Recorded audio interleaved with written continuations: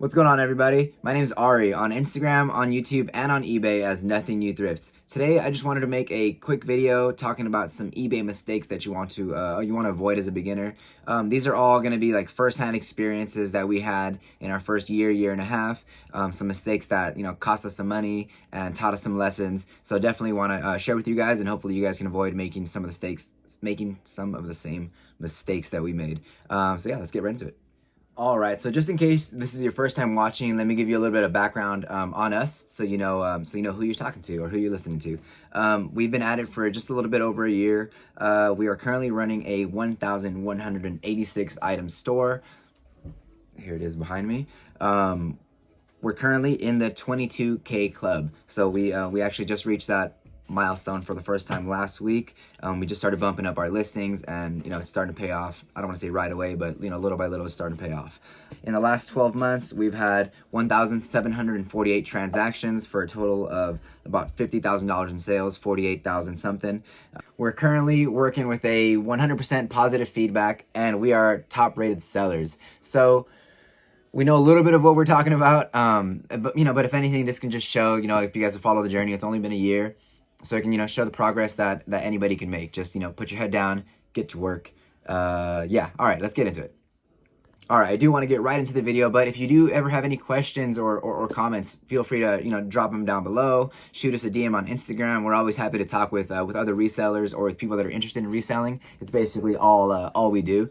Yeah, if you haven't yet, please subscribe to the channel. Please give the video a like, and let's go. First tip.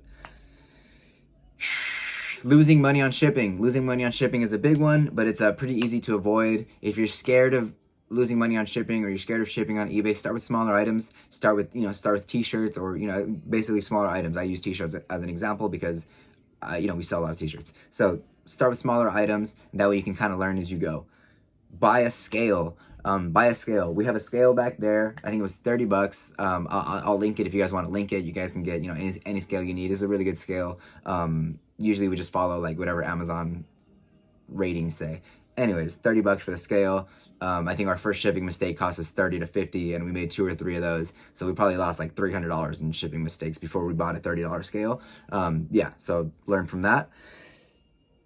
Enter dimensions on eBay. Basically, if you're scared of shipping, don't worry. eBay will calculate the shipping for you. You just need to enter the right weight and the right dimensions. That's what we did not do. We didn't weigh our packages correctly, and we didn't measure them. We estimated it, and we ended up taking the L on that. So yeah, that's all you need. Buy a scale, buy a measuring tape, and you're good to go.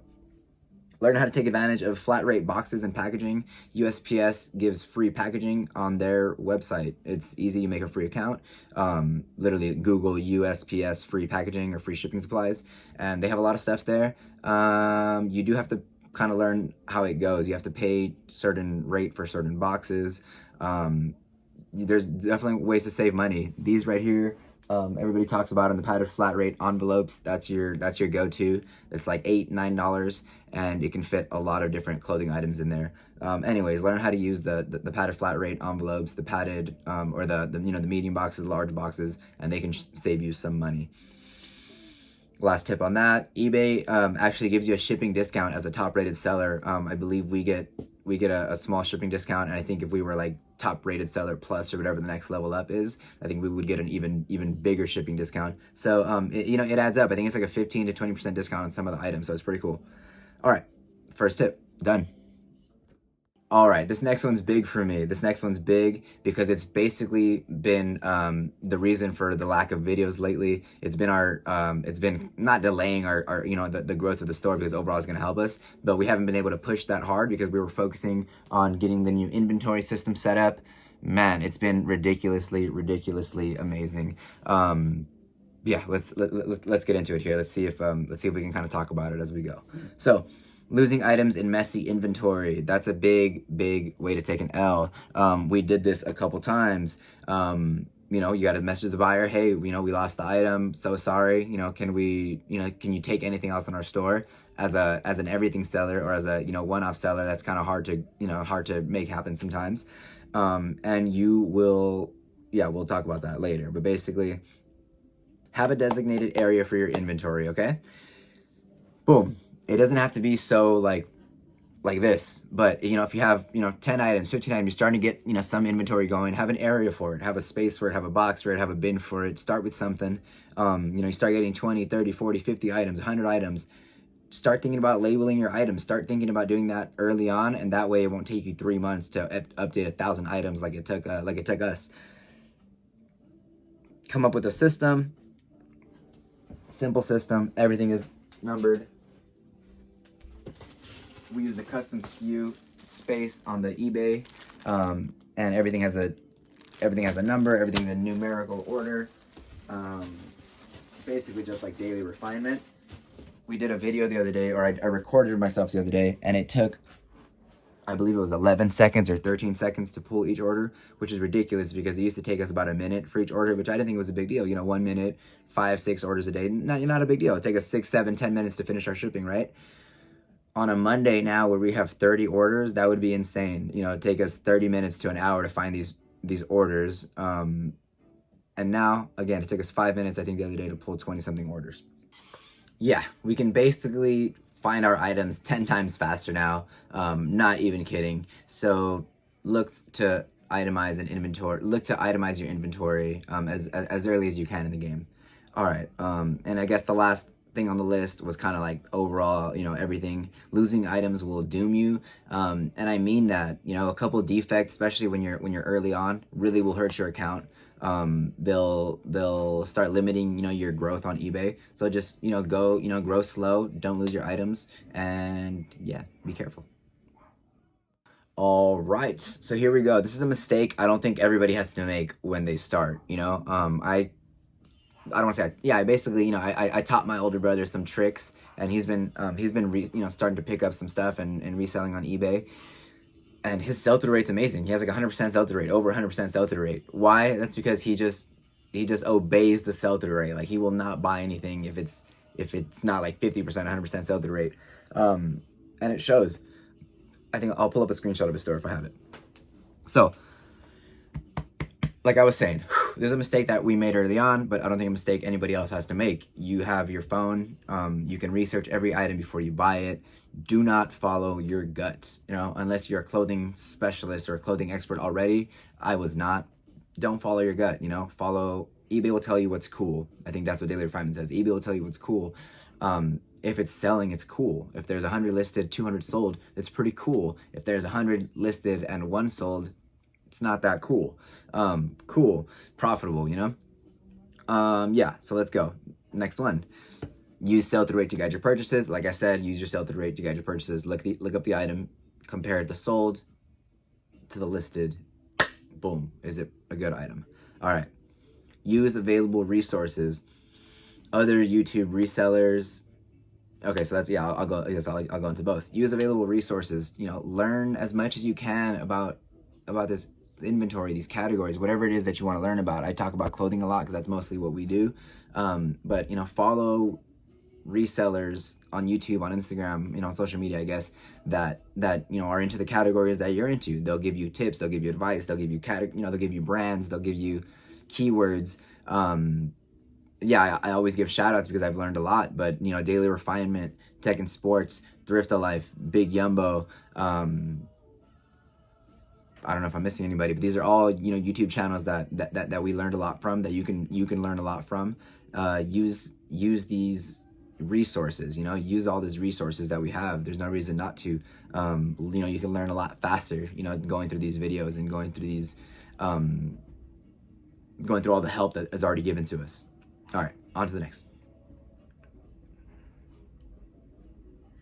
I put this in here because this is something that I was doing a lot at the beginning, when I was kind of really curious about different categories.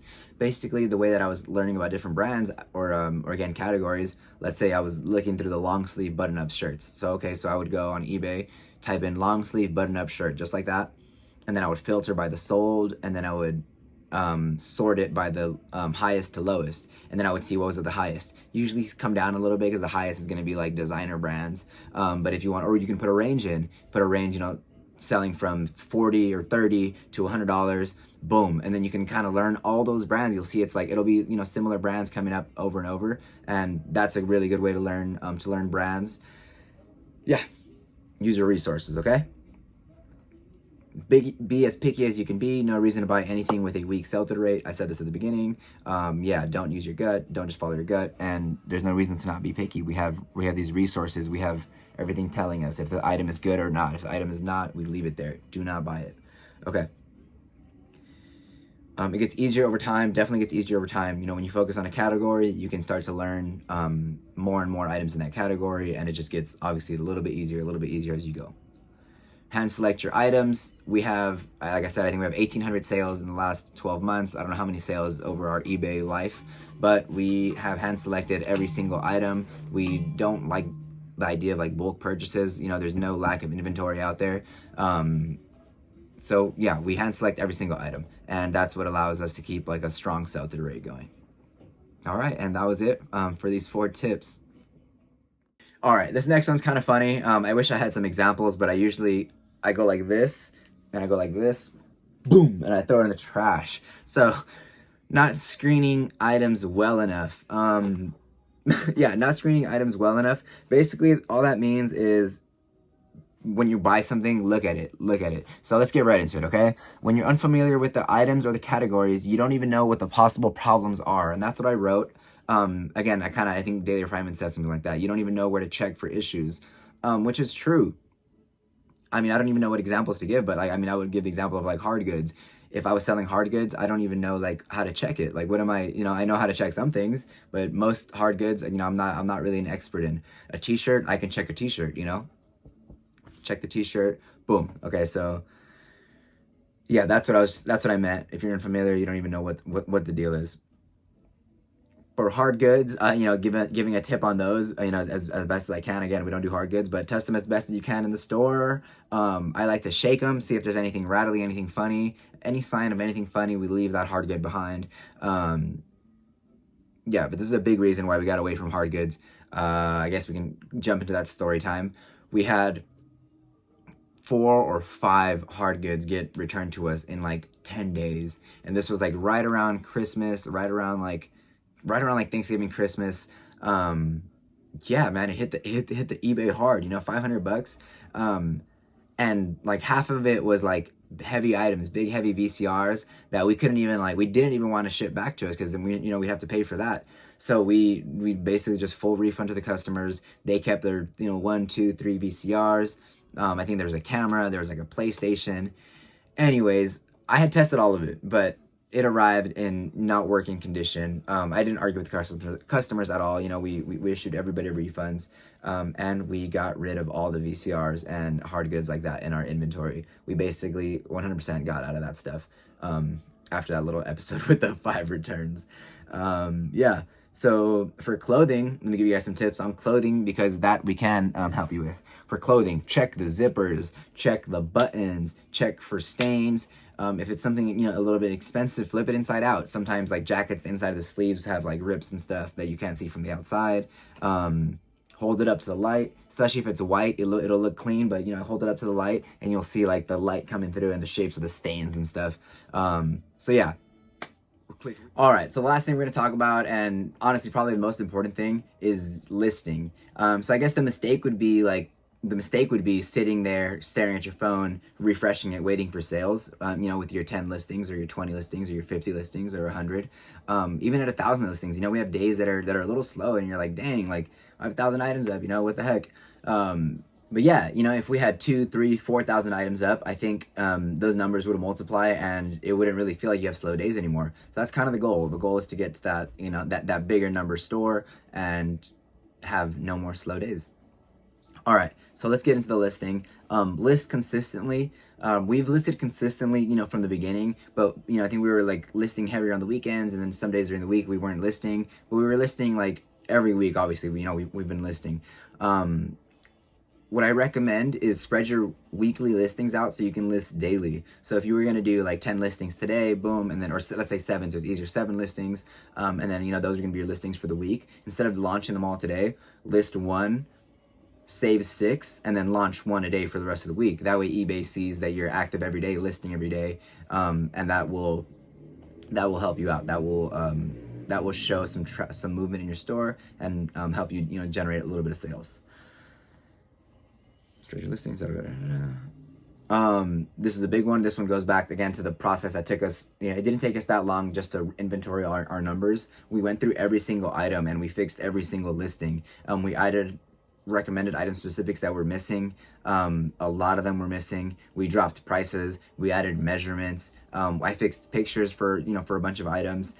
So yeah, my advice on this is do your listings correctly the first time so you don't have to go back and fix them. Yeah, like we did. All right.